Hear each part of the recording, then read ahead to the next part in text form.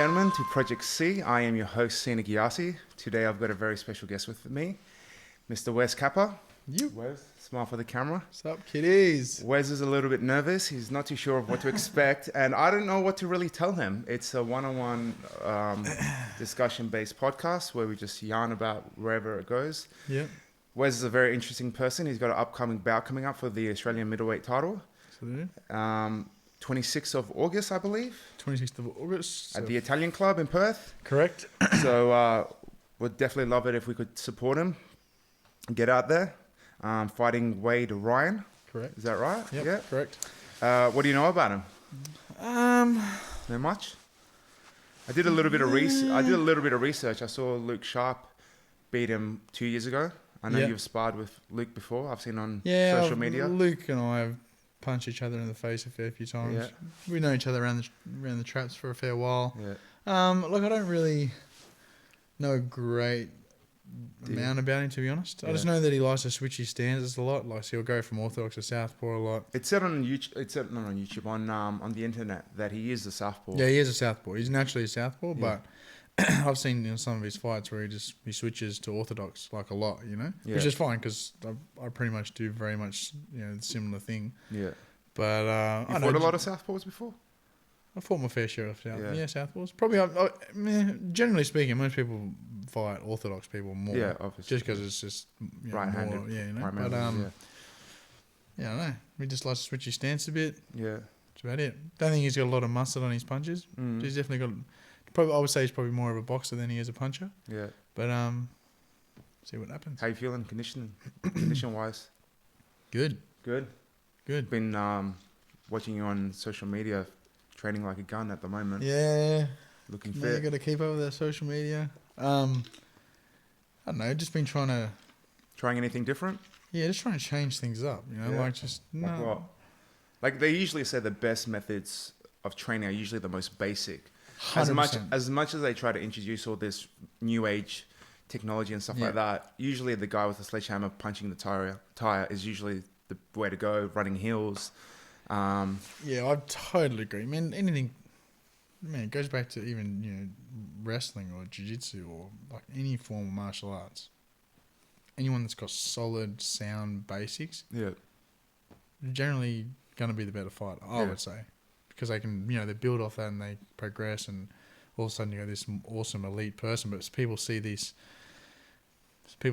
martial artists that do these phenomenal moves or freakish techniques or whatever, and they go, "Wow, that's all," and they try and do that. But that only came from their solid basics, or their solid bases, and they were able to grow off that. So, I don't know. I definitely have gone back to certain basic roots in some of the conditioning stuff, but just trying to change, like. Have a bit of fun with it, I don't know if you've seen one. That's the thing about you, you got a good sense of humor when it comes to the whole thing. I've always said, man, the day I stop having fun is the day I'll hang the gloves up. Like, don't get me wrong, like it's not that great getting punched in the face regularly, but as fun as it can be, I'll try and have fun. Like just trying to do that thing the other day, how I was planking and then Jack had that surfboard on my back, you got a whole plank. Yeah, that definitely ripped my guts up, but it was fun, like it was an element of fun about it, and it was a decent workout for the person on top as well, because they got to try and balance, and I don't know, just little things like that. Nothing extravagant, but just. I've seen the Happy towing right into your abs as well. That looks excruciating. I've never had anyone do that to me. How bad is that? I would say hands down, no questions asked. That is definitely the most painful ab session ever. Oh man.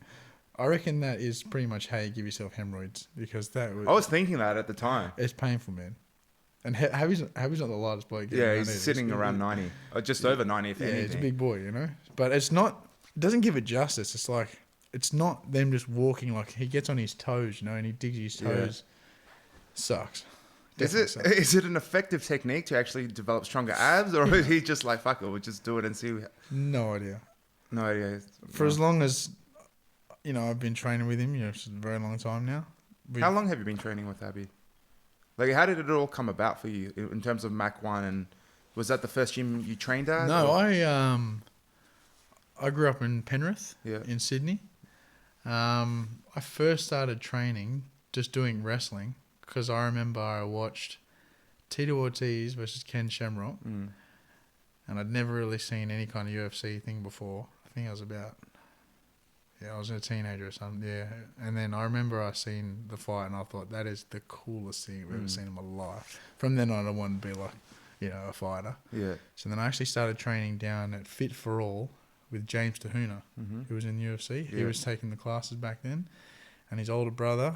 And there was a few other guys down there. Can't really remember their names, but they were decent fighters back in the day. And I was just this skinny, long-haired, pimply kid that just wanted to be, a fighter. I was pretty much just in the way a lot of the time because there wasn't like a, like at a generic gym, they had just a bit of a space down the back of this weights gym, and that's just where they kind of trained, and I just kind of got wind of it and I wanted to jump down there. So I went from there, and then, cut a long story short, moved over from Sydney to, Mum moved to Geraldton, so I was in Geraldton. Okay. I was only in Geraldton for, not very long at all. A few months. Not very long. And then I ended up moving to Perth. Yeah. And then, just started doing some investigating and going to gyms. And I went to a couple of different gyms in Perth and just didn't like the vibe of one joint. And then I went to another place and no one was really kind of helpful, wouldn't give me the time of day. And then I remember I walked into the old Mac 1 gym across the road from where it is now. Remember I walked in, it was on a Saturday, and then, just typical, I walked in, hey bro, hey, what's up, bro? Typical real cruisy kind of vibe. Oh, I like this vibe. Happy's amazing like that. Yeah, man, like you definitely made me feel very welcomed and, very chilled, and I like this, this is good. So then, that was it. Started trained under him for about 3 months, and then had my first MMA fight. Yeah. Then fought Romel, the purple belt from you. What's his name? I can't remember his last. I can never remember his last name. Really nice guy. Yeah. What was that? Was that boxing? MMA? That was MMA. MMA. Because you've transitioned into kickboxing. You've got a kickboxing world title. You won. Yeah. You've done boxing. You've done MMA. Is there primarily one focus you like to go towards? I mean, right at the moment, it seems like you're really focused in on your boxing. Yeah. But what is your overall aim and goal? Is there one, or is it like you'll mix it up? Look, initially when it first started, I wanted to do MMA. Yeah. And I still really enjoy MMA. It's great, But at the time, when I was just kind of coming through, at that stage, to me, in my eyes, Gustavo Falsaroli and Xavier Lucas were like, they were the guns for me, because I was still a teenager. And I looked up to them, Whenever things went pear-shaped for him, Gus always went to what he knew, which is on the ground. Yeah. Xavier, whenever it went pear-shaped, he always knew what he was, stand-up, And they both were very, very, strong in their own disciplines. And I was kind of looking at myself and going, man, where do I have a good basis in? Like, what am I solid in? Nothing. I don't really have a background in anything. I did enjoy striking a little bit more, so I kind of just approached Happy, because Happy has, quite a large kickboxing and Muay Thai background. So I hit him up and I was like, I want to maybe, just brush up and more stand up, I want to try and incorporate that strong stand up into an MMA game. And he's like, okay, well, cool. We'll touch, we'll pull back from MMA and we'll push a little bit more, kickboxing and a bit more Muay Thai. I was like, sweet, no worries. So then we started doing that, and then, like 5-6 years later, I'm still doing it, So, but from there, it just progressed on to just noticing that a lot of guys doing Muay Thai and kickboxing just did not have good hands. Yeah. They're sitting there real wide stance, typical style, like Thai style, which is fine. Like, I don't really nothing against it. I just like that more European style, just that where they incorporate the good boxing with the kickboxing. It's more Dutch style. More Dutch style. Man, I love that style. So then that obviously made me branch off into going into some amateur boxing. And then from the amateur boxing, that's where I had hands down the biggest improvement is going into the amateur boxing. Because when I bring my amateur boxing experience back into my Muay Thai and kickboxing kind of realm there, I was busting guys up left, right and centre, purely just with my hands, And then obviously guys kind of adapt over time and they went from there. But then obviously just turned pro and Well, was there a certain point where you said, you know what, I want to do this for a living. I want to just keep going. Or was it kind of the thing you just kept going with it and it is what it is? Or was it a point you're like, you know what, I'm really going to dedicate and push towards this. This is something I want. Man, as corny as it sounds, from the time that I seen Ken Shamrock and Tito Ortiz fight, I thought... That UFC did it for man, I want to do that. I want to be a fighter. That's what I'm gonna do. But obviously, no Van Damme movies, did it? Nah, a bit before my time. You know what I mean? But you what, like 27? Yeah. Yeah. A bit before. Nah, Van Damme a bit before my time. Don't get me wrong. I do like the Van Damme movies, but I don't know. Hard to say. Yeah. Don't know. But there was, so you just kind of just kept going with it. You're like, you know what, I'm pretty good at this. I don't know, man. I would definitely say I'm a very driven and stubborn person. Yeah. You know, like if I kind of set my mind to something, I'll give it a crack and see how far I can get me. And obviously, I'm picked the sport up pretty good and I do okay. I've done okay. So I just kept going with it. And don't get me wrong, like, you know, at this present time and most of the time, it's like I look at it like acting or like most actors. You're either here or you're here. Yeah. You know what I mean? There's no kind of in between for fighters. So at the moment, you know, obviously fighting doesn't pay that well. Hence why I'm still a plumber. And hence why before I came in to do this interview, I got changed from my work boots into my obviously sexy attire that I've got on right now. So I'm definitely pushing towards that. But that's probably why I've pushed away from just the Muay Thai and the kickboxing now, because you put yourself through so much punishment, like physically for your body, for really not a lot of reward, man. Like there's no real big money out there, and money was not the focus to begin with, and it ain't a massive focus still now. But I'm gotten to a point now where I'm like, well, hey, if I'm going to get hurt, I'm going to put myself in danger, because I'm not thinking about that when I'm like 16, 17, 20, 21, 22. Hell no, I'm balls out, let's go. I'm a little bit older now, got bills to pay, got responsibilities and shit, so I'd like to get paid a little bit more. And Muay Thai and kickboxing, you kind of hit as far as you could get. You couldn't really. That's it. Yeah. That's as far as it gets. You do brush up on a very good point though about you can't be in it for the dollars. You really got to have a love for the sport. 100%. And a lot of people that you look at who really are the pioneers of majority of the sports, before there was real income in it. You know, UFC now, obviously, you got guys like Conor McGregor who 100%. earned like 7 figures and stuff like that.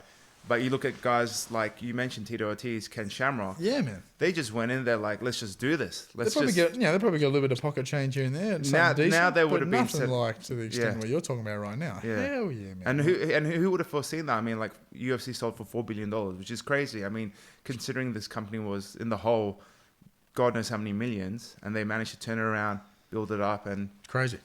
But there is, like you said before, there is quite a bit of a gap in terms of, you see it in UFC, you see it in boxing, where you're either up there or you're down here. Yeah, there's no in between. There's no in between. Yeah.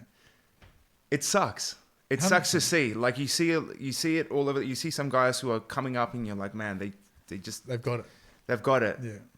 Do you think there's a way of, you know, closing in that gap? Do you think? I look at it like this. You could have the most phenomenal fighter in front of you right now, and you go, man, this kid is the real deal. Holy shit. You're going to have another guy over here who's not really that good. He goes all right, but not that great. But between the two, the guy who's average-ish is marketable, sells a shitload of tickets, and just has something about him that goes, oh, that's what people want to watch. You know what I mean? But he ain't that great a fighter. Yeah. There's so many guys out there like that. And especially like traveling through the US and through like Southern America and stuff for my last trip and training and fighting over there. Holy crap, man. Like there's just so many good, like, so many phenomenal guys that you would never ever have heard about. Like you'll never hear about them ever. But I've never ever in my God-given life been hit like that ever before. Where you'll spar some guy that you'll know quite well. And they're not really not that great. But they're marketable. Do you think that comes down to they've got more of a point to prove in a way, and the bigger guys don't? They tend to take it a little easier. Do you think that factors into it, or you just think these guys are just on that verge of just breaking through? Do you think that gets like you see a lot of fighters sometimes can get complacent where, you know, like Rockhold versus Bisping, you knew he took him out before first round. 100%. Rematch, came in there way too comfortable, way too relaxed. He got clipped with the hooks. That was it. Yep. Game over. Yeah, I agree. He, as much as he wants to regret it, he only had himself to blame. Yeah. You know? No, I agree. So, do you think that factors into it a little bit, or not so much, or? Yeah, but I think it's relative depending on the individual. You know what I mean? Like who the actual fighter is and what they bring to the table. Like and how much do they not just want it? It seems like once they get to a certain position, how long can they maintain it for? I think that is the only issue that UFC has. Yeah. Think about how many bantamweight female champions they've had in the last year. You know what I mean? Like, it is great. It is great that it's getting such a variety. But you look at someone like, just say boxing, for instance. You say, like, look at Floyd or you look at Manny. Like, the reason why they have such a massive stigma behind them is because they're able to build a legacy. You know, they're able to build this aura around them. You know. Yeah. But all of a sudden, if you win, and then all of a sudden, the next guy 6 weeks later, I win, and then someone else. It's hard to get behind someone that dominant champs definitely work better for the sport. It creates someone you can idolize. 100%. Like, it just builds something, and people gravitate to that fire. You know, but it's a bit harder because there's so many variables involved in an MMA fight. Like, it's a totally different ball game. Do you watch a lot of UFC or? Yeah, I was talking to Jack before, and funny enough, he initially started out MMA training through watching UFC, but once he kind of started progressing through, he kind of just fell out of it a little bit. Yeah. There's nothing wrong with it. I mean, he's not the only one I've heard talk about not really being a fan of the sport. GSP always talked about it. He said, I wouldn't really watch much footage of fights before actually fighting. Same. I just get in there and do my job. Same. I would concentrate on myself and let the rest unfold. I mean, I believe that to a certain degree. You call bullshit on GSP? I don't know. Or you call him bullshit on Jack? I'm calling a little bit of bullshit on... Definitely bullshit on Jack. It's full shit. But I definitely say bullshit somewhere along the line because you're going to watch something about the fights. And then, anyway, on the flip side of that, the magnitude that GSP fights at, he knows exactly who he's fighting. And like... It's not like some unknown guy that you got to kind of search through on YouTube to get some footage. Yeah, he's fighting pretty well-known guys, so he's got a rough idea what they're going to bring to the table, how they're going to fight, what kind of rough game plan do you think they're going to come with. Like at that magnitude, I couldn't imagine that you'd be going to too much extensive work on really watching what they do. Like I said, there's so many variables involved in an MMA fight, and plus GP, he's a freak. Yeah, freak, unlimited tank. He's been talking about coming back lately, and even Woodley called him out. Oh, yeah? Yeah. I don't know if you saw Woodley versus Robbie Lawler. No. I was wrong about that. I actually thought Lawler would win because I thought Woodley just took way too much time off. I think it was like a year and a half he didn't fight inside the octagon. I thought that octagon rust would have affected him. Didn't? He just came out and knocked out Lawler in the first round, I love Lawler, man. He's just... Everyone loves Lawler because he just brawls. You know what he brings? He's a born fighter. Yeah. But Woodley, man, the athleticism in him just exploded in the first round. Caught him right on the chin and put him out. How old is Woodley? Woodley's... he's not too old. He's actually late 20s. I think about 27, 28-ish. What was he out for? Injury? He wasn't injured... He was meant to fight Johnny Hendricks. I remember that. Yeah. Hendricks has got a real problem with weight issue. He's always over. It's like the third or fourth time he's done it now. I know. So they called off that fight before. I think Woodley's fought two guys now that have been over. That Kevin Gustus, no, not Alexander Gustus, and the other one in the 170 division. But he basically... His plan of attack was, I'm going to wait until I get my title. He knew he was a number one contender. Yeah. This is before Wonder Boy was in there, in the mix. And he said, you know what, I'm just going to wait. And he waited. You know, it worked for him. Yeah. And instead of saying post-fight, you know what, let's see. Because Wonder Boy was next in line to fight for the title with Woodley. But you know how UFC is. It's a promotion company. It's really up to them what they want to do. Whatever brings in the dollars, they'll decide. They'll push exactly. You really don't know. You mean you get Brock Lesnar just coming out of retirement to fight Mark Hunt. It's like a WWE in a sense. It's a spectacle. It's for the fans.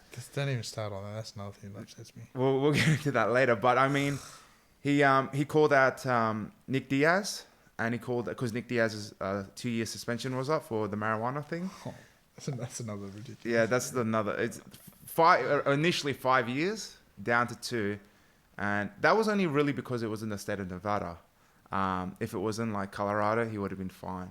But the funny thing is, like Anderson Silva, he tested for steroids for that fight. Yeah. He only got a year. Whereas, like, you weigh it up, I mean, marijuana, How is 5 years. marijuana a performance-enhancing drug, man?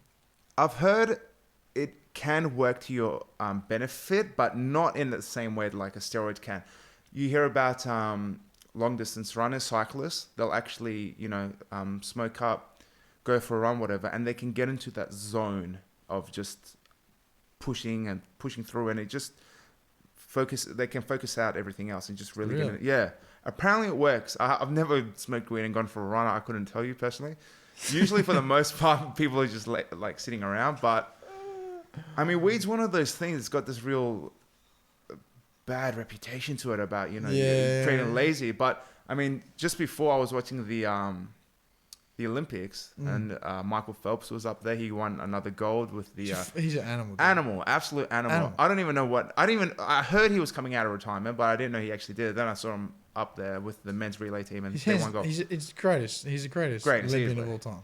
And there's photos of him hitting a bong. Yeah, I mean, you can't necessarily say anyone who smokes weed is a lazy person. It's just got that stigma attached to it that 100%. Unfortunately needs to break away. Yeah. But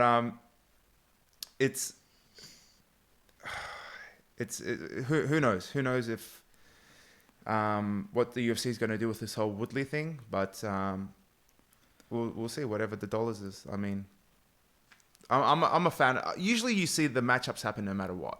That's a good thing about the UFC. Over time, you'll see everyone generally fights everyone. Yeah. It's not really the same in boxing though. There's a lot of stalling, unfortunately, in boxing. 100%. I mean, the whole Pacquiao and Floyd thing that was brewing for 5 years, maybe. My opinion on that is purely because UFC holds the monopoly. Yeah. They are it. They are number one. They're top dog, man. There's no other kind of little off branches or certain things that are going on. They're under contract. You fight. You don't want to fight? See you later. Yeah. Or whatever else, like. And the whole aura around the MMA is a little bit different to boxing, The fact that this guy has a couple of losses, no one really gives a shit about. Yeah. This guy's got to be a cracking fight. I don't care how many losses this guy's had, And unfortunately, I think the image and the whole thing of boxing, you have to have this undefeated record, because Floyd's kind of empowered this. You wanted to stay undefeated kind of thing. Where really, like, sitting back and looking at kind of guys back in the 80s to now. Yeah. The guys in the 80s had, their fair losses. But you didn't give a shit because they came to fight, man. And they fought everybody. Yeah. Everyone didn't matter. For me, more respect for that than someone that dodges, misses. I'm not saying Floyd hadn't fought. Floyd fought everyone. Yeah. He has fought everybody. He has won, convincingly on a lot of those occasions, but it's debatable whether those guys were in their prime or not. 100%. Yeah, he's picked them up at the right time. Yeah, so it's really I think that's really worked against boxing, and it's something that's really holding them back in terms. That's the advantage that MMA has. Exactly. Look at Triple G and Canelo. Yeah, they should fight right now. Yeah, they won't. Because they're going to... Triple G's, getting towards late 30s now. But he's still a freak. Yeah, animal. I would hate to get hit by that. Canelo's amazing too. Yeah, Canelo's still got plenty of power. But business sense, Golden Boy is not going to want Canelo to go anywhere near Triple G. Yeah. At least maybe let him slow down a little bit. Have they been discussing fights? Yeah, there was discussions, but that's about as far as it went. But... exactly like you said, prime, like in their prime, they should fight right now. They're both relatively, and that's a fight that everyone wants to see. Yeah, everyone wants to see that shit. Yeah, but Canelo fights a guy 3-weight division smaller than him who has a jaw that you could just brush wind past and he'll fall over. And I think Triple G's fighting, Kell Brook. Kell Brook's a phenomenal athlete. I've seen him train in America, but he's once again like 3-weight division smaller than Triple G, and Triple G's a machine, man. Like, I don't know. Who knows? Do you think boxing's back on the incline? I've tended to notice. I mean, I thought it was on a decline when, you had the American heavyweight champions such as Tyson, Holyfield. But even like Lennox Lewis, there was still that real. There was a real eyes attention 100%. towards boxing, but it seemed like it went downhill a little bit with like the Klitschko's, and everyone started like looking towards the UFC, and then it became this real rivalry between the two. It's like, oh, which one's better? And then, you know, oh, if a guy stepped into the ring, I'd, you know, murder him in boxing. Oh, if you came into the octagon with you know, MMA rules, I'd just ground and pound you for the whole the whole fight. The whole fact that they're even trying to. They're completely different. I mean, that's the thing. I mean, even Conor was talking about, I'll get into the ring with Floyd, which, oh, God help him if he did. I mean, my prediction is Floyd would absolutely clean him. Yeah. It's like the fact that people even try and, like, I've been on site at work, or even just mainly on site because we get into some heated arguments there. Yeah. But just people's, because there's a lot of Irish guys that work on site. You know? Yeah. They just think I think Conor's great. I love Conor. Like, everyone, the shit that comes out of his mouth is classic. It's a love-hate relationship. And when he fought Everyone Aldo, who hates him loves him. Exactly. When he fought Aldo and we watched it at Happy's house, I think I won $200 that day because everyone else went Aldo, and myself and Pidgey were the only ones that went McGregor. Yeah. Stoked. That was insane. But for the fact that they think that he would even stand a chance with Floyd, you're dreaming, man. Come on. Completely. Come on. Yeah. Get your shit and get out the door. Don't dribble that shit in my ear. You'd still love to see it though. God, it would pull in some decent pay-per-view numbers. It would. If it could overtake Pacquiao and Floyd, that's good. Do you really think it would though? I don't know. They marketed that amazingly, Pacquiao and Floyd. Girls were talking about it. Like girls who had no interest in boxing. Fight of the century. Yeah.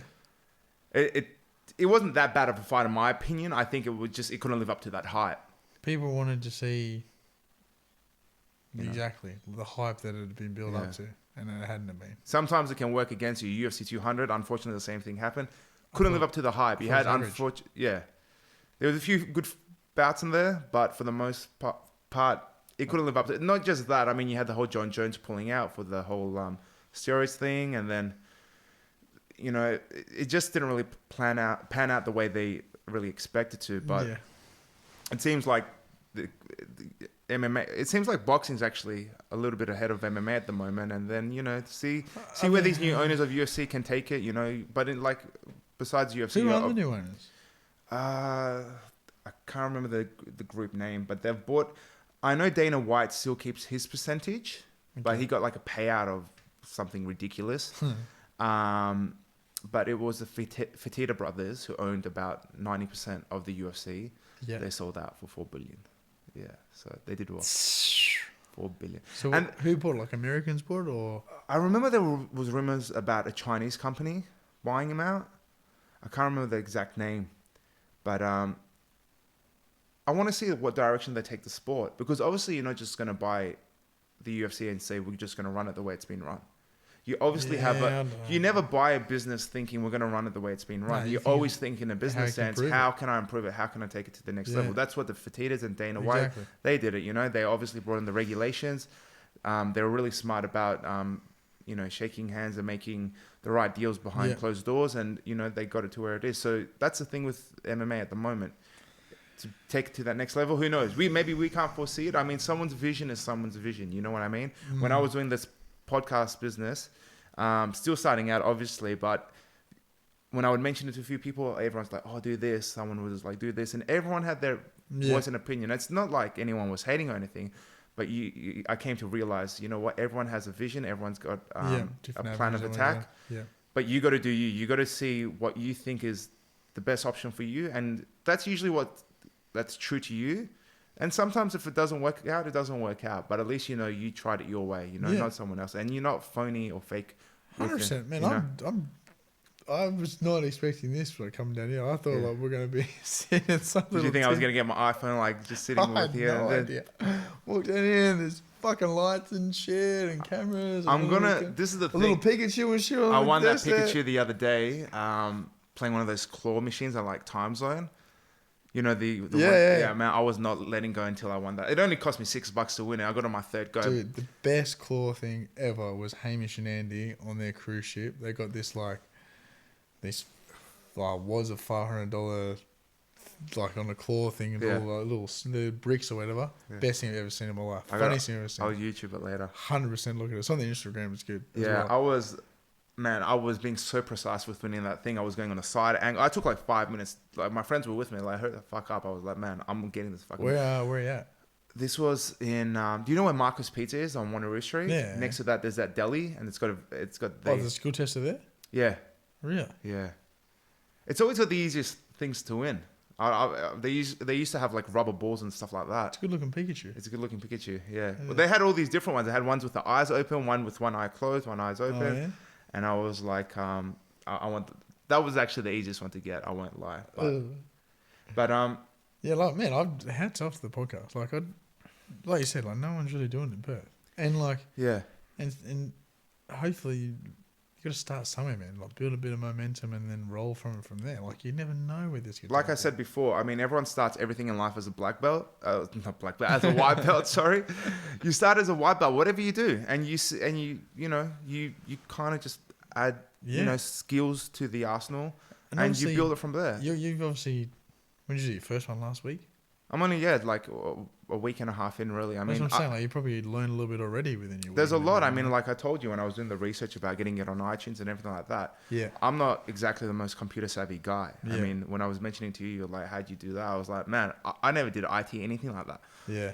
I think the advantage you have with modern technology like YouTube, you just type it in, bang, it's right there. Yeah. So that it's obviously attributed to me getting it all set up and everything. Yeah. And obviously I had some inspiration along the way. I watch a lot of Joe Rogan Experience. I mean, like a lot of people do. Yeah. But I thought to myself, really give people in Perth a platform to express who they are, what their expertise is. Someone like yourself, you've got a big fight coming up. And there's heaps of people like... Tons of people in Perth that are, not just like great athletes, but people that are really flying the flag elsewhere or doing great things within their own little niche that no one really knows about. Yeah. I got a few good guests lined up in the next few weeks. I don't want to name drop. Hell no. But I'll leave it to a surprise to a lot of people. But we'll see where the whole thing goes. I mean, it's a hobby and a passion of mine that I just want to keep up with and see where it all goes. I mean, I'm still going to tweak it out a bit more camera angles and stuff like that. Yeah. And I want to get like the TV and everything working and try to get some kind of YouTube kind of interface kind of going on. But hopefully I don't get flagged, whatever. But yeah, we'll see where it goes. Going back to yourself, how did I got to know about America because I was...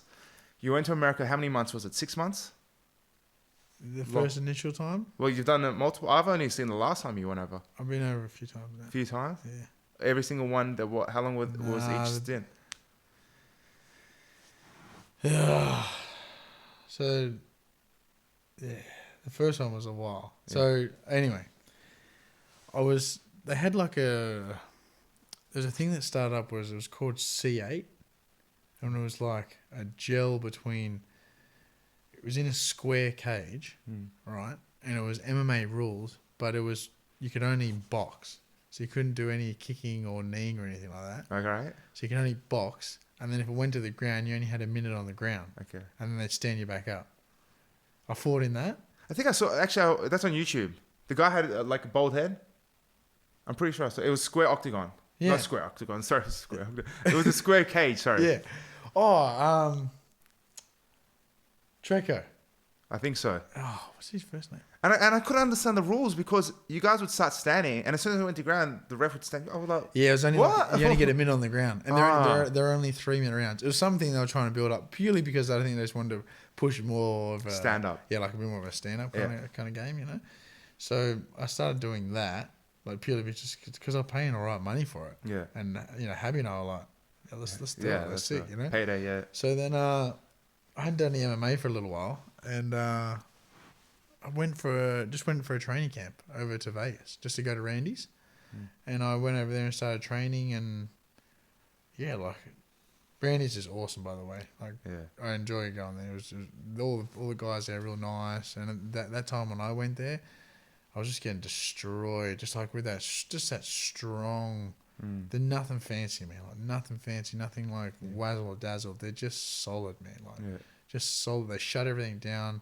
Good ground and pound. Just, I think it's perfect for MMA, in my opinion. I think they were great. Anyway, so I went over there, trained over there, and I thought, I want to do some stand-up, do some boxing while I'm here as well. So I was just kind of traveling around within Vegas, just going and sparring wherever else. And then I was going and sparring some guys, most people would probably know if they're into the boxing scene. They fought on TV or on pay-per-view, like on undercards of pay-per-view. And there's guys there that you think, wow, they've done this, done that. They're really not that good. Really? Some of them are great. Yeah. But it made it very clear to me that the only reason why they're getting that opportunity to do that on that card or fight whoever is purely because they're there. Yeah. They're there putting themselves amongst it, giving themselves the opportunity to be there. That's it. That's all it came down to. Yes, they can throw some leather, but they're not like anything astronomically amazing at all. So then that kind of sparked a bit of an idea in my head. I was like, man, I actually really do enjoy my boxing, and I don't really want to do Muay Thai kickboxing. I've kind of hit where I wanted to go. I don't plateaued really, in a sense. Yeah, I didn't really want to go. I pretty well fought everyone that I relatively could, Yeah. And I was like, I enjoy the boxing. Yeah. So then I just thought, you know what, I want to go and do the boxing. And then, that's all it came down to. It just led to a series of trips and... Well, I wanted to go over there for a bit of a stint, want to do that, and I butted heads with a few people, and I'm going to do that, and it didn't work out, and I wasn't able to get support that I wanted, and that was all well and good, But at the end of the day, that shit cost money to go over there. Plus, I had a mortgage, so had a very close friend of mine. He it's like out of a movie. Yeah. Let me set the scene for you. All right, go for it. So I'll tell you exactly where I was. I was the second bench up from Raffles. Yeah. All right. Met this guy. You know the guy, but I'm not going to say names. Okay. Sitting there, talking away. Like, he obviously knew my avenue that I wanted to go down. I want to go over there, blah, blah. And then we're sitting there. He just telling me that I should go, man, go. I'm like, no, I can't, I got this. So I rattle off all these issues arising. Majority of them were financial. So then, in the end, he just kind of gets up and he starts to walk away. And I was like, man, where you going? Where you going? He's like, man, just go. The next time I talk to you, I don't want you to call me off your phone. Yeah. Next time you talk to me, I want you to talk to me a couple of months' time via email. I don't want to hear from you.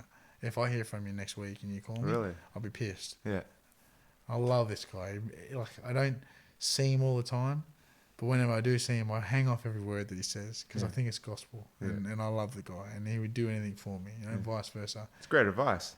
And a lot of people do live in that, unfortunately, that but, what about this, what about that? And I mean, you try to be as rational as you can about it, but sometimes you just got to take that leap of faith and go, you know what? I need that one person to push me. And you like you said, it's a gospel to you. Man. Well, that's the thing. He said, go. And I was like, oh, I can't. And then he just kept walking away. And he goes, you don't have any excuses now. And he pointed down, and there was 10 grand cash. Damn. He left me. 10 grand cash. And he goes, I know you're good for it. Whatever, man. So I don't want to see you get to 30 odd saying, what if, or I could have done this, could have done that. At the end of the day, you can always go back and play people's shit and be a plumber. Yeah. But you only get one crack at it. Yeah. I want you to go have some fun. I see you like a little brother. I love you, man. I want you to go. Like I said, I don't want to hear from you unless it's via email in a couple of months. That's what I did. 3 days later, I booked my flights. 8 days later, I was in the US. Yeah. I booked a one-way ticket. Sorry, immigration. Booked a one-way ticket, and I just got around the US just on a push bike for 6 months. Yeah. It's probably one of the most horrible experiences in general, but looking back at it now, I'd do it all in a heartbeat. On a push bike. I bought a $108 fixie with gold rims from Walmart, and I was in LA for a little bit because I'd met a few people in LA before. And then all that happened is I heard that they were looking for middleweights to spar this Japanese guy, and they were paying $50 a sparring session. I was like, well, I could do with that money. You know? It's nothing amazing. But better than nothing. Yeah, I was exactly. like, looks like I'm going to Vegas. So I chuck my bike on the bus, into Vegas. Man, I had no idea what I was doing. I had no idea where I was going. Just freestyle. I didn't know anyone. Yeah. My butthole was doing this. Yeah. What was I doing? But it's amazing you got out of your comfort zone and just said, fuck it. Dude, out of my comfort zone, that's next level. Like, I just... I'm not trying to blow smoke on my own ass, but I was extremely proud of myself for doing that because it just took balls. Yeah. And majority of the time I was just scared the whole time. Yeah. And then sure enough, started doing some sparring. Yeah. And then went to this gym, top rank anyway. Started sparring, and then there's like an audition. Like, there's heaps of guys there, not a lot. There's probably about 5 or 6 of us there, and we all started sparring. This was like on a Wednesday. Yeah. Then they said to me, "Oh, can you come back on Friday?" Yeah, okay, no worries. Not that I have anywhere to go. Yeah. So then I let me check my schedule. Yeah. Staying in these really shitty budget suites on Tropicana Avenue. Yeah. Vegas, filth, man. Bad. Had within the first 4 days, I had about 4 or 5 people knock on my door. Going, is Tiffany here? Obviously, she was a hooker. Who obviously must have got a lot of business. This used to be her room that she stayed in for a couple of weeks. So like, was Tiffany here?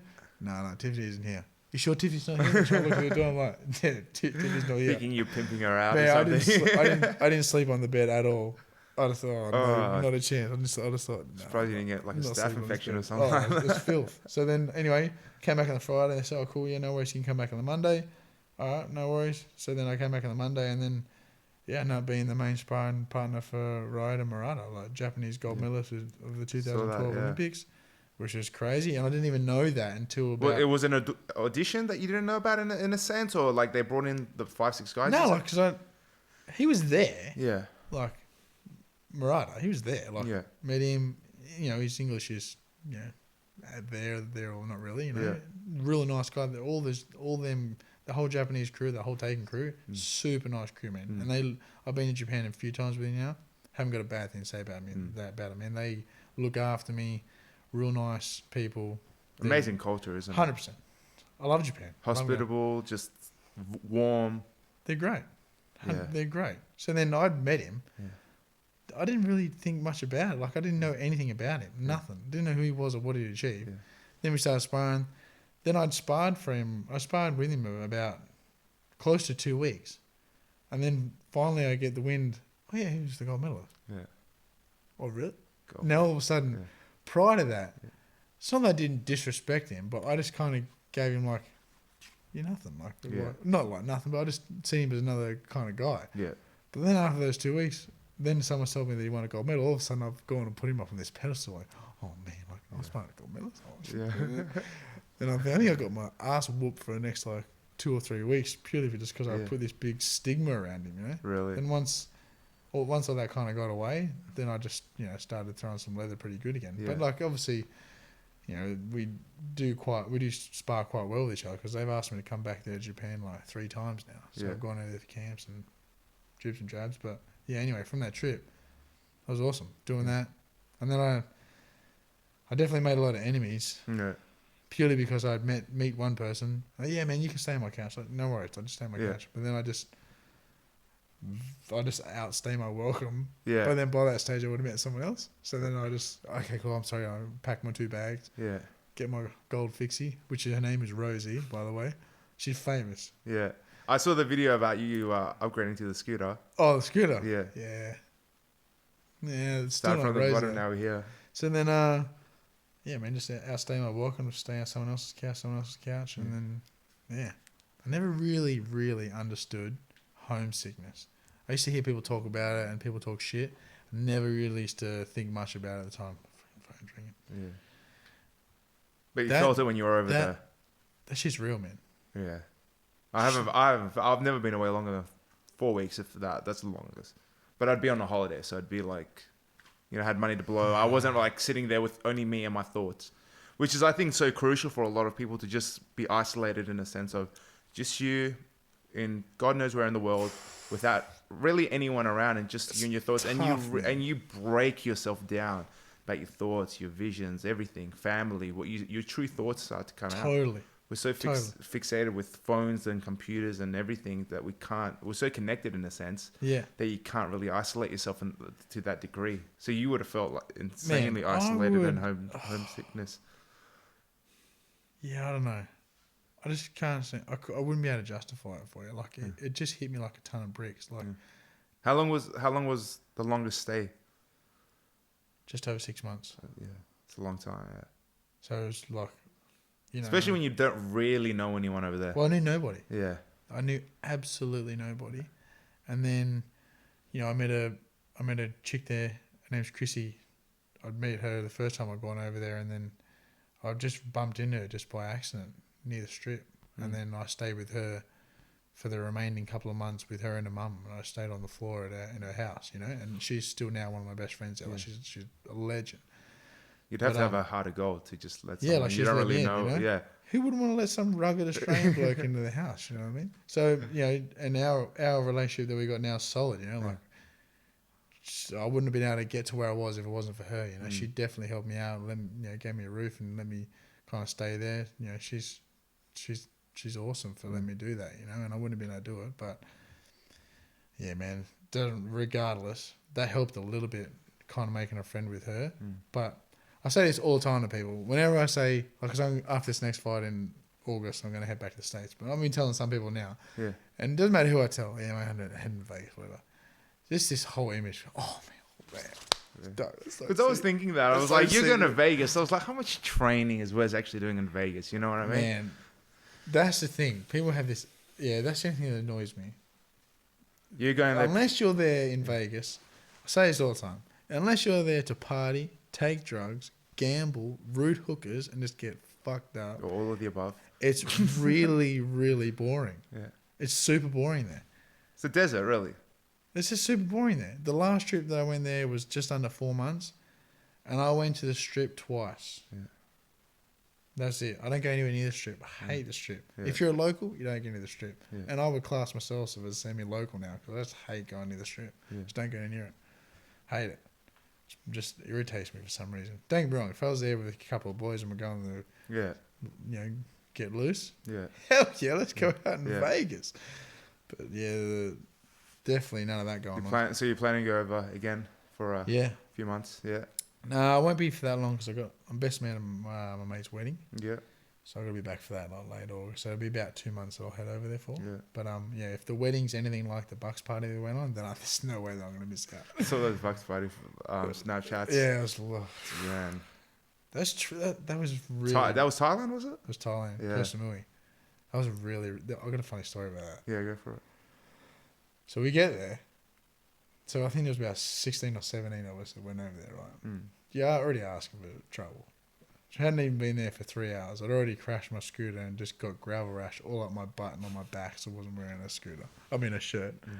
So then we decided to walk along, the beach, back to our bar. Yeah. Or back to our bar was like kind of a hotel. Yeah. I walk along. And there's like this massive inflatable playground thing out in the ocean. And they either like take you out there on a boat or they take you out on a jet ski or something. It's pretty far out. We're there with a few of the boys. And one of the boys goes, oh, no. I can see it already. I can see it already. You wouldn't be able to swim out there. And I was like, I'm not fucking swimming out there. No way. I know you wouldn't be able to. Oh, no. Oh, is that right? That shirt coming off straight away. Yeah. I'm already fairly full of piss. Yeah. So then I swim all the way out there. Took me ages to get out of there, man. So long to get there. Finally go there. Yeah, swim around. Then jump along. When they shut it down, because it was shut down. Yeah. When they close it, they tie all the inflatable things together. Yeah. So when it's like all rough, they kind of one kind of big, And then when it's open, they spread them out. I can understand that because you can jump from from inflatable thing to inflatable thing. Yeah. They had this massive pyramid thing there, and I climb up this pyramid thing, and I see the boys out on the shore, and then I thought, I'm gonna look how wicked. I'm just gonna do this, flip thing off, and it'll look so good. I go to this. How far out are you? It's pretty far out. It's pretty far out. Okay. It took a while to get out there. Yeah. You can, man. It's not crazy far out, but it was definitely a decent swim. Yeah. And with a belly full of piss, it definitely stretched the lungs. Yeah. Anyway, so we get out there, and I'm on this pyramid thing. I go to jump off, and I go to this big flip thing. I totally slipped, right? And I didn't land anywhere near on this mesh. I landed on the side of this trampoline thing. Made the loudest bang. Kaboof! Instantly, I'm like, fuck, what happened? It sunk to the bottom of the ocean. This inflatable thing. I was like, I think it's time for me to go home. So then I swim back in. Finally get in, dying as well. Walk back to the hotel. Within like 5 minutes being back at the hotel, we just get swarmed by like tons of Thais, like just coming over. You brag. I was like, oh no, it wasn't me. You're like just trying to deny it. There was such a big commotion like going on. I just did like a smoky, just like disappeared, and just thought, oh yeah, sweet, I'll just go away. I won't stay in my room. I'll just go and stay in another room, whatever. No, it will blow over. I was like, whatever. It's time. I'm sure they're used to this all the time. Australians and then a day or two goes past, and I think, yeah, sweet, I'm sweet. I'm got away with it. Boom, out of nowhere, cops, immigration, all them, whole lot got involved. So then, what would it cost me like $500 to get away with? Ended up costing me like $1,500. So obviously, you got to pay off this guy, you got to pay off that. Well, they want their cuts, so you got to pay off this guy, pay off that guy.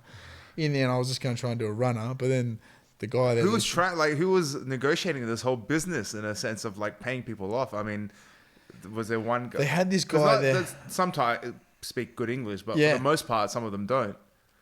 A lot of them didn't.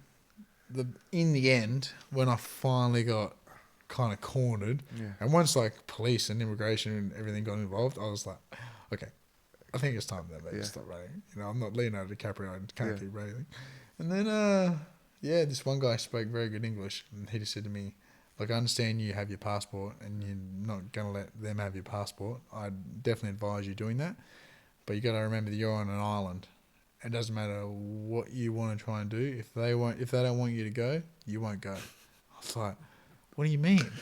Cast away. What do you mean? He's like, they run the rules here, man. Like, that's just it. I was like, I understand that, but it wasn't me. Can you swim to the next island? It wasn't me. Like, prove it was me. So they bring this footage in. Oh no! So they and I was thinking that footage. I'm thinking. And he goes, CCTV. I'm like, fuck. All right, show me the footage. Yeah. So there's me and a few of the boys like sitting around watching it, and like, like you can see it, and then I see this guy jumping and fall off, and then bang. You obviously can't. You can blatantly see a white person jumping out there, right? It's not like hell close up, but you can definitely see. You can see it pretty clearly, And I was like, it's not me. It's bullshit. Prove that's bloody me. Yeah. And my mate Dan, who's the buck, he nudges me. He like looks down. I look down, and I have like these bright purple shorts on. In the video, there's bright purple shorts. I'm wearing the exact same shorts. Because obviously you're in Thailand. You don't change any of your attire. You just get full sleeve where you are. The only time you have a shower is in the ocean. You know? So then I'm looking down. I was like, the exact same shorts. I was like, I'm kind of screwed here. So I ended up just paying it off. It was an expensive trip, but it makes for a killer story. It does make for a good story. Did you get that footage? No, I asked for it, but the language breakdown was a little bit. Oh, would you kill for that footage? I'd like sink it over the top while you tell the story. You can blatantly just see some guy jumping. Just arms and legs go everywhere because obviously I tried to do this real hell wicked flip, but it just didn't happen for me. And then you just blatantly see it just sinking. Like, anyway. Good times. It was a good trip. Look, I always say bad decisions make for good stories. 100%. Definitely hurt the I know wallet. some of the dumbest things I've ever done in my lifetime have definitely made for the best stories. I was talking about it with one of my friends yesterday. We spoke about it on the podcast. Yeah. You'll see it through the next one. It was just a big day out. Just drank way too much. But I had it documented in the sense of my friend was taking photos during the whole thing. So you'll see it and you'll be like, man, it's the things we look back on and go, what the hell was I thinking at the time? Yeah. But you can understand. I mean, you were obviously drunk at the time. You're on a Bucks, like you're on a 5 day. How long was the bender for? 5 days. I reckon I would have died if it had been 5 days. You look rough. That's probably the worst I've ever seen you. Yeah, through Snapchat and stuff. Like, damn, Wes is like. Yeah, I was hurt, man. I'm not a big drinker to begin with. Like I don't. It's like with a lot of things I do. I'm like. Nothing or 100%. So obviously, I just gone on a massive trip to the US, and I'd fought a heap over there for 4 months, and I hadn't really blown off any steam. So I thought to myself, I'm the best man. I'm gonna have to fly the flag nice and high. So I tried to try and keep up with some of the boys, but some of the guys are just ruthless. I just couldn't keep up. Some of those gyms I saw you train at the Mayweather gym? Yeah. Yeah? What was that like? Yeah. Man, like... Is everyone kind of doing their own thing, or... Nah. Yeah. So you do. Once again, people have this whole, like, image that, it's Mayweather's gym. It's just like any other gym, man. Yeah. You go in, you pay your dues, you can train. Yeah. Anyone. You guys want to go there? You guys want to go there? Go out there. Like, you can go there. Yeah. Anyone can go there. Yeah. It's just... What you see in the movies is like what it's like there. Yeah. Like they do have the doghouse. There is a doghouse there. And if there is a decent sparring session going on, there are a lot of people there. And it's... He never... Did Mayweather... Was he retired? On the last trip I was there, he came in twice. Yeah. Man, I spoke to him. I was sparring one guy, Kev, one of their fighters. He's one of the guys on their promotion. Yeah. And there wasn't many people in that gym. It was like a bit of a closed session. But I was there sparring for Kev. Sparring with Kev, and then Floyd was actually in that day. I don't know what he was in for. Anyway, and I actually spoke to Floyd, like he was kind of in a group. Man, I don't have anything bad to say about him, man. Like he was super nice, had plenty of time for everyone. Like he takes a lot of stick, but people that know him best always say don't know. I mean, the media paints this persona of look, he's addicted to money. It's very obvious he's addicted to money. Yeah. People paint that as such a very evil thing, but he's worked very hard to get where he's at, And he's happy. Do whatever makes you happy. And he takes care of everyone around him. Yeah, he does. He does. But like, I wouldn't have bad thing to say, man. He was super nice. Like asked the Paul White kid a couple of questions. Oh, I'm from Australia, and nothing. Like, I tried to go to Australia, they wouldn't let me in. Like, just really. Yeah, then he tried to come in, but they didn't let him in. Wonder why that was. Because he had he beat up his missus or something. He got done for it. Anyway, so he had a criminal record, huh? Yeah, a bit of a chat about that. Yeah. Like, and I was nothing bad to say about him. And then I think about 2 weeks went by, and there was like a full gym then, and there was a few people in, and he came in, and he was just a dick. Real. Yeah, like I think once you get the cameras in, once you get a crowd. You think he just plays into the cameras a little bit? Because I think that's what it was. He wants to build that. 100%. He's got Scarface. I'm the bad guy. He's got this image and this whole stigma that he needs to be a dick. Yeah. And he definitely did it. That's because I've always been looking, because you hear everyone saying such nice things about him, but then you see the interviews and stuff. You're like, it doesn't add up. He definitely, man. He could just be he just could be a genius with the way he markets himself. Oh, I think that is an element of it. Yeah. Like, because like I said, when it was just him and no one else there, like he was super, like just like this. Yeah. Normal, super nice guy, real nice. Then a couple of weeks go by and there's cameras there and there's a whole crew there. All of a sudden, wow. Then he's a whole kind of he's definitely changed a bit. But yeah, man, I don't know. Especially for us coming from Perth. Yeah. Which no one really knows where the hell it is. Nah. Like, and even like on the East Coast, like Sydney or Queensland or Melbourne, like guys that are wanting to get good sparring or whatever else, especially for boxing. I don't think you can beat the US, or at least like traveling over there, because you're just such a big fish in a little pond here. Over there, you are such a minute, pissy little ant. Yeah. You ain't nothing. So to jump in there with guys, there's just so many people there, so many different styles, so many different cultures, so many people to choose from. Yeah. And so many people that are more than happy to punch you in the face. You definitely would have. I mean, how much did you notice of an improvement within yourself? Did you notice it, or was it? I mean, did you get back to Perth and everyone's like, you know what, was you really improved? And that's the only improvements that I see is leaving there and coming back. Yeah. Because you have your good days and your bad days, regardless. Yeah. You don't really notice it over there, because I find that you're always getting tested, always getting pushed. It's only when I kind of come back here, and there's still solid guys here that I spar with. But I can tell that I maybe just improved on certain little areas that I wasn't kind of,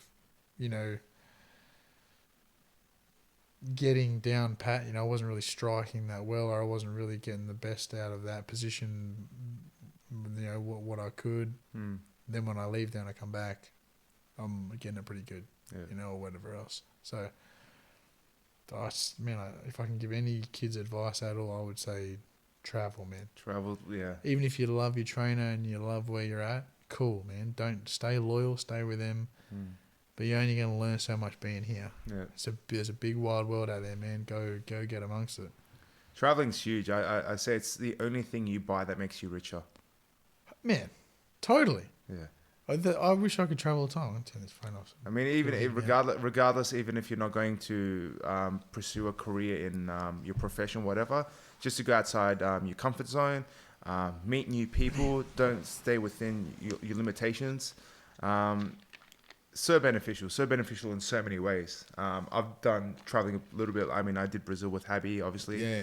A few of us boys went over, but I went 2 years prior to that for the World Cup, and I did that by myself. I mean, I just went over. I had a friend who lives there, but I was going to a few cities by myself.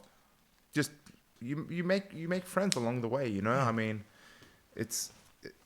there are times where you fall into just your thought process, thought patterns of just yourself, and you just think to yourself, okay, who am I? Like you start to break yourself down. Yeah. Which is, I love it. I love that internal growth. 100%. Yeah. Man, what's that guy? It's like a motivational speaker. Black guy. Black motivational speaker. Couldn't tell you. American? Yeah, he's American. I can't remember. I couldn't imagine being Australian. Yeah, he says, finally, he's got these couple of lines that he says that kind of brush on what you just said there, just like about. Sorry, just jump in a little bit closer to the mic. Yeah. You know, little things about, you know, you don't really know much about yourself until you spend a bit of time on yourself, getting to know who you are. You know, you're too busy trying to know about this person, about that person, about whatever. You know, obviously he says a hell of a lot more motivational than what I am right now. But it definitely resonates with me. I think I know the guy you're talking about. I just can't remember his name. I'm just in the back of my head, man. Oh, I know. It's eating me too. I've seen it. I've seen a few of his clips on YouTube and stuff. Yeah, but if you want to succeed as bad as you want to breathe, you know that's what's his name? Anyway, that guy says a couple of things that are similar to that. Definitely resonates with me. Yeah. You know, you got to learn. The only kind of way you're going to learn more about yourself is being alone to a certain degree. Yeah. And learning more about yourself. Man, we're getting hell sentimental now, aren't we? Yeah. We're going deep. Should we hug? We can do after the podcast. There's a bed there, so we'll see where it leads. I noticed the bed. Just wondering, I'm always curious about this in terms of people who perform in weight category sports. I mean, what's your weight at the moment? You're a middleweight. Is that 72, 73? 72 and a half. Yeah. What do you 72. What do you normally walk around at? Oh my God, tough questions, eh? It's just tough. Walking around at what I like right now. What I kind of walk around. Well, I mean, it's only a few. What did I start at? Or what am I walking around at? Well, what are you walking around right now? I'm bouncing between like 77 and 78. Okay. Normally walking around at, let's go probably... Oh, like normally... You're usually pretty, like, you're always in condition. Yeah, but fair. I mean, like, it's a diet that really fluctuates your weight or not. Yeah, I'm like... Like, what's the heaviest you've ever gone up to? 85? No, I think the heaviest I got to was like 86 and a half. Yeah. Roughly, yeah. About there.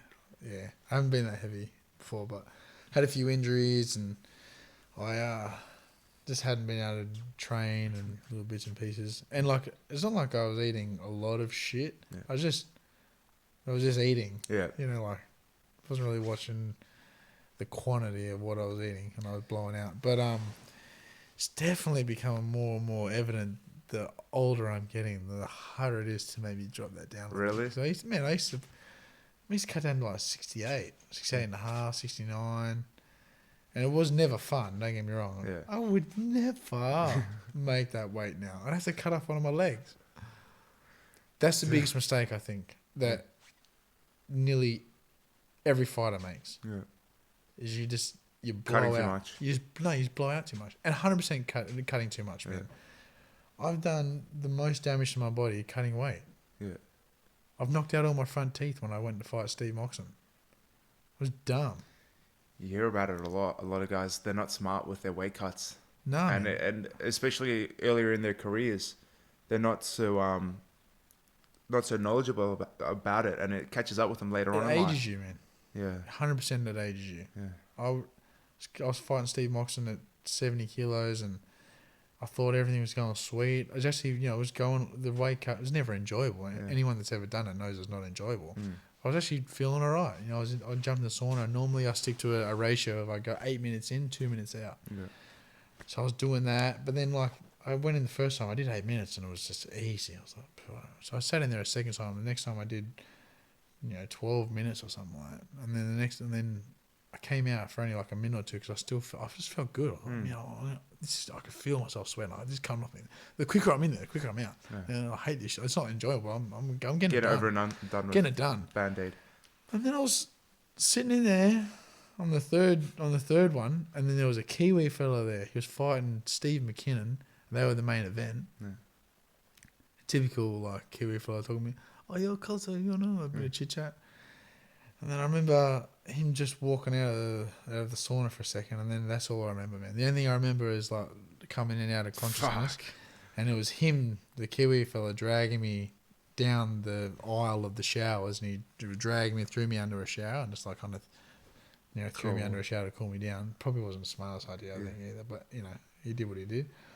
And then I remember Habby come running in, and then I remember I felt like, what the fuck? I felt like I'd just eaten a mouthful of sand, all crunchy stuff. What the fuck? And I feel, pretty much just totaled all my front teeth, missing all my front teeth, and there was just obviously a copious amounts of blood everywhere. And then Habby comes rushing in, and he's like, Hab's looking at me like, because Hab was bored. No one's sitting there watching me cut weight because it's a bit of a process. It takes a long time. Sometimes, hours sometimes. I would generally run with the rule with, it's a kilo an hour, to a certain degree, and then as you're getting closer to the weight, it's going to take you longer to make it. It just takes longer to sweat it. Anyway, so he was bored. So we're at actual like a gym. So he's gone out and gone on the treadmill or something on the cross trainer. And then obviously someone's come running in. Oh, your fighter's busted. Comes running in, and then he's trying to talk. And then I just distinctly remember he was trying to ask me questions, but I just physically couldn't answer it for him. I could hear what he's saying to me, but your brain just isn't. Man, cut all jokes aside, it's probably the closest that I've been to death. You actually, saunas are dangerous. You can't. Yeah, I remember I couldn't speak properly, and then Habby was actually getting angry. Man, come on, talk to me. Started panicking a little bit, and then I just I'm so disorientated and so out of it. Then I just started crying, because I just noticed I can't even smile. I felt like an 80-year-old man. All my teeth were missing. Probably freaking out you're having a stroke or something. Yeah, and then you can't talk properly, and then you feel so fucked. Yeah. And then we're sitting there in the shower in our board shorts, and he was just sitting there with me, comforting me. That was definitely a touching time for both of us, I think, because that hurt me doing that. Yeah. And then I'd worked so hard to get to where I was to fight Moxon, and so had Moxon, Yeah. We're both at the pinnacle for Australian kickboxing, not Muay Thai, but just kickboxing. Yeah. And I just didn't want to go home after that. Yeah. I was just devastated. And then Habby and I sat there, and he was like, what do you want to do then? So I weighed myself quickly, got the strength, got up, weighed myself, and I had about 400 left to go, 400 grams left.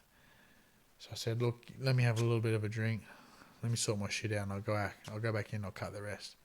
So I went back in, cut the rest. I was a zombie at the weigh-in, man. I didn't smile. If you look at any of the fight photos of Moxon, I'm like, but no smiling whatsoever. And then, and then the two teeth that I thought were going to make it, obviously went into the fight, put a mouth guard in, got a couple of hits. And then when we pulled the mouth guard out, the two other teeth just came with the mouth guard. Jeez. So, and that's the biggest thing that I learned with dehydration, man. like certain clips to the head or certain little shots to the head that would never normally wobble you or give you an issue. Being severely dehydrated, you don't have to be a rocket scientist to know that. But after that fight, it just became more evident to me that man, like being How much time did you have to recover? You only get 24 hours. 24 hours. So, and then even then trying to do that, not making excuses whatsoever, but then even trying to. It's just a bad cut. You hear about it all the time. Obviously wanting to drink and eat as much as you possibly can, but obviously I've just smashed up 4 of my teeth and all my nerve endings and everything are open. So drinking anything, whether it was cold or whether it was warm, was excruciatingly painful, man. Oh my God, it was painful. So I was trying to eat like a pelican, so I was like trying to make it not touch anywhere near my teeth. So I was like deep throating like water bottles, just trying to get some kind of fluid in. IV wasn't an option? Just wasn't available at that stage. Yeah. Would have definitely had it, but we fought in Canberra. Yeah, a few issues. Dumb. But I've seen on the last few videos, you've been doing... so you usually water load, so you'll drink a lot of water and then cut it usually, or... Yeah, so... Because I've seen you've been jumping in a spa the last few times I've been seeing. Have you been mixing that up with the sauna? I think that's so much nicer. Yeah. And like after those couple of cuts, there was that cut and there was another cut that was very, very bad for me. It was actually probably worse. I didn't smash any teeth out, but I actually thought I was going to die. I know that sounds kind of a little dramatic, but I actually think I was probably close to death. And since that fight, I haven't really gone back to that method. If I can not go in the sauna, I will not go in the sauna. And I think it's just stupid to cut such an enormous amount of weight and then expect to go in there and perform at a level that you want to. You can't, man. Yeah. You can't. You physically can't. And then now that I'm doing more boxing, I think it's a little bit more different now, purely because you're doing 8, 10, 12 rounds or whatever. You're only good for 5 rounds. And then that massive weight cuts has zapped all the legs out of you. You got nothing left in the tank. And I'm sure it's the same with a lot of other, whether it's MMA or kickboxing as well, or Muay Thai. But I've just kind of stepped away from doing those massive cuts. And like you said, I think the bath's the way to go. Yeah, Epsom salt it is. Yeah, Epsom salt bath, nice hot bath. I think it's more the mental thing that you can actually sit in the bath and you can breathe just cold air or fresh air. Yeah. It's not nice sitting in there regardless, but it's a little bit nicer than being in that sauna. So you jump out, towels around, you usually get someone assisting you, throwing the towels around, or you just do it yourself? Most time most time anything I've ever done in the US, I've just done off my own back. So most time I've kind of got everything positioned there, ready for myself. Quickly wrap myself up, chuck on my... like a beanbag or whatever, and then chuck a doona over me or something and cut it. I think bath's definitely a hell of a lot nicer. But most of the time I don't have to cut as much as what I did anymore. I just cut a little bit. Trying to make 72 is pretty comfortable. You said 77 now? Yeah, sitting around 77. You'll usually cut... Well, how much will you cut from a bath? That depends on how much salt I've had. Really? Yeah. Because you usually cut out sodium, is it sugar? You cut out carbs last week? Yeah. Yeah. Because this is a real misconception with carbs. I mean, a lot of people think carbs make you fat. They don't necessarily make you fat. What they do is essentially hold more water weight. And a lot of people, when they're like, oh, I stopped eating carbs for like a week, I've lost like 3 kilos. Not really. You haven't lost 3 kilos of fat. You've actually just lost 3 kilos of water weight, really. You might have lost a little bit of fat. I'm going to give a little bit of a inside goss, right? So a general diet for most people, if you're asking a fighter, and they're kind of cutting or doing, pretty well deep into their camp, or what's your diet of? I would say most people would be a high protein, minimal sugar, somewhat carbohydrate. Am I right? Would I be right? Yeah, everyone's usually a high protein. I mean, unless you got a guy who's a vegan, dedicated to a vegan diet. Yeah. For the most part, that's 90%. And that's always been my mentality with cutting weight or with fight camp or with making weight.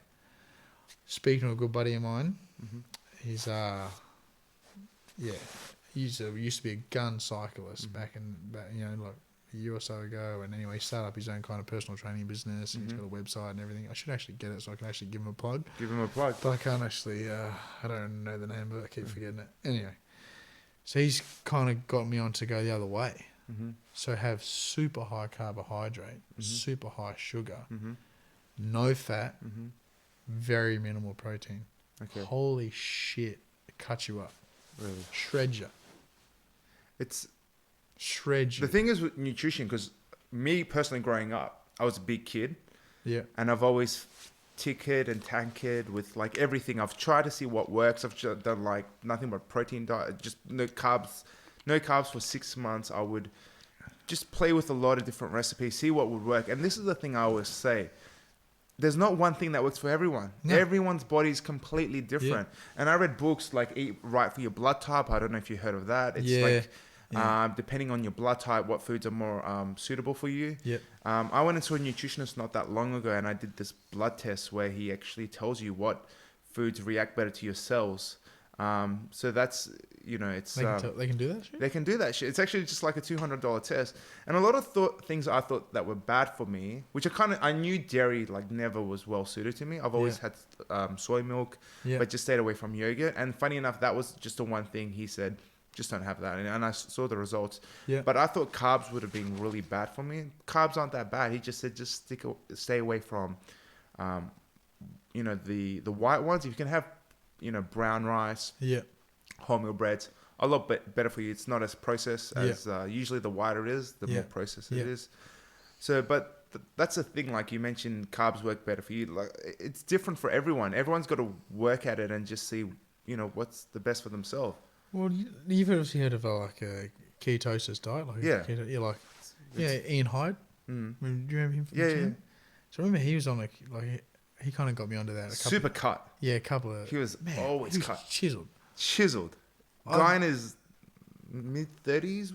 Last time I was. Man, he's regardless. I don't think I've ever seen him pass 8% body fat. Man, regardless of how old he was, man, he looked $1 million. He looked like a bag of diamonds. Like he looked good, But that was an extremely hard diet to go on. And then, like, obviously with that, you got to, the more fat you consume, relatively the more energy you have, but you're trying to get your body into a state where it's burning fat as energy. Yes. So you want to try and, no carbohydrates, no sugar, blah, blah, blah. Yeah, I've just kind of gone the other way now. So you just have no fat, which it does suck a little bit because I've been getting pretty sore joints and stuff like that. But, you hear about that guy in Melbourne who's, like, living off potatoes. Have you heard of that guy? No, just potato. There's a guy in Melbourne. He's going to die soon, I'm telling you right now. There's a guy in You're Melbourne. not getting enough vitamins in your body if you're having just potatoes. Got a fair few vitamins. But anyway, he's just living off potatoes. So for 1 year, he's a big boy as well. So I think he started... Potato chips? No, just potatoes. Like all mixture, like sweet potatoes, purple potatoes, brown potatoes, like all different array of potatoes. So he's made this kind of thing. He's been on the news. How much would you change up potatoes? I mean, there is a few variables. but boil them, bacon, That's pretty much all he goes to. But he's lost a shitload of weight. I think he started like 100 and something kilos, and now he's dropped down. He's dropped heaps of weight. I mean, look, I could give him a diet where he could have had a variety of foods and he would have lost weight. I mean, you don't need to restrict yourself necessarily to having just potatoes. I mean, it's insanity to me. You got to have a balanced diet of everything, in my opinion. I agree. You hear about. I remember, even in the news, I remember there was this one girl who would always only have 20 bananas a day, something like that. It was something ridiculous. Do you remember that one? Yeah, there's a girl in Queensland. I think her name is Freelance, a banana girl or something like that. Look her up on YouTube. She's got bulk videos up on YouTube, and she just eats. She's ridiculous, man. She did. I think there was a segment on the Today Show that she was arguing with some nutritionist. I think she ate 40 or 50 something bananas a day or some shit like that. Ridiculous. She probably can't. I reckon she could do a shit. Her potassium levels would be insane, but I mean, what about everything else she's not getting into her body? Look, man, I just like food, okay? We all love food. You got to enjoy it. That's the thing. I say life's too short. I mean, obviously, you're a competitor. You need to obviously watch what you eat, but when your fight's over, enjoy. Life's too short. Exactly. But that's the biggest thing. That's the worst That's the worst thing, though. Not you think you just slide too much? Like because I would love to be able to get back down and fight at 69. I think I'd be a beast at 69. And the last couple of times I've cut to 72, it's been pretty easy for me. Like the last one I didn't have to sauna. Yeah. Like I didn't have to do any of that. I just had a little bit of a bath. That was it. When I'm in that state, I'm like, man, I should cut to 70. Yeah. I'd be destroying people. I could be so much bigger, so much taller. Like I run through all these avenues. And as soon as you finish fighting, you know what? I'm gonna get me a double ass fucking cheeseburger. You know, like I don't know. That's the biggest issue is just having blowouts. The diet's just as much of a battle as it is inside the ring. 100%. It sucks. Definitely sucks. And there's no way around it really. Unless you're Mark Hunt, you don't have to worry about it. It'd be alright. Poor guy. I feel for that guy about the whole Lesnar thing. Okay, I think it brings a light to the issue where it comes down as a no contest on the guy's record. It's not enough. It really isn't. I mean, because you do lose it. Your legacy takes a hit in a way. I'm not saying Mark Hunt's legacy's been tainted a lot, but you still saw Brock Lesnar ground and pound them for 2 of the 3 rounds. Okay. So, well, let me stop you right there. This is the one thing I was going to say before, which upsets me and infuriates me. Someone of that level, okay, I love Mark Hunt. I think he's awesome. But someone of that caliber, someone at that level who's been on that stage many, many times, who hasn't I don't know. Brock Lesnar's a big boy. Yeah. And to have him on top of you would suck balls. Yeah. There's no denying that. Yeah. But he didn't even look like he attempted to get out of side control. Yeah. Didn't even attempt to try and get an underhook. Didn't attempt to do anything. Yeah. In my head, I'm like, is it because he actually is quite tired? Because he is a big boy, and having Brock Lesnar on you probably isn't the most funnest thing ever. Yeah. But I know what you mean. Yeah, there wasn't really any hip escaping. There wasn't underhooks. There was no real jiu-jitsu or he was laid there. Grappling whatsoever. Yeah. And there's not just him. There's other fighters not even a hand to the face to kind of palm him off. Really. There's other fighters out there that I look at and I go, man, at your level, I would be dedicating time to improving on this, and like I'm actually really bad at this, and I'd somewhat like to improve a little bit on this because someone will beat me easily if I don't do this. You know, whatever the case is. I just didn't feel that. Yeah. By looking at that, and there's not just Mark Hunt. There's other fighters out there. Yeah. Well, he's one. I mean, look, Holly Holmes, for example, when she lost to, she obviously destroyed Ronda. Yeah. And was top of the world. She was a superstar. And then 4 rounds up on Miesha Tate, and that 5th round got on the ground. Didn't really have. I mean, Miesha Tate, to be fair, is a gun at wrestling and jiu-jitsu. She is, but she doesn't possess enough off her back Holly Holm, in my opinion, to kind of escape. I mean, you see some, like Carlos Content, for example. Yeah. He's a white belt in jiu-jitsu. He does jiu-jitsu, but not that in depth. Yeah. But I've seen him being taken to the ground versus GSP and stuff like that. But he knew enough to get out of the positions, you know? Obviously someone that's wanted to better themselves and improve in areas that he's not that great in. He'll know enough to get himself off the ground, and then he'll go back to stand-up, you know? But it seems like a lot of fighters, unfortunately, once they get caught in a position that they're not comfortable with on their back, for example, like Hunt and Holly Holmes, it's unfortunately visible for the most part. I mean, even if you don't have a really good jiu-jitsu knowledge or wrestling knowledge, you can see they're not really doing enough here. Yep.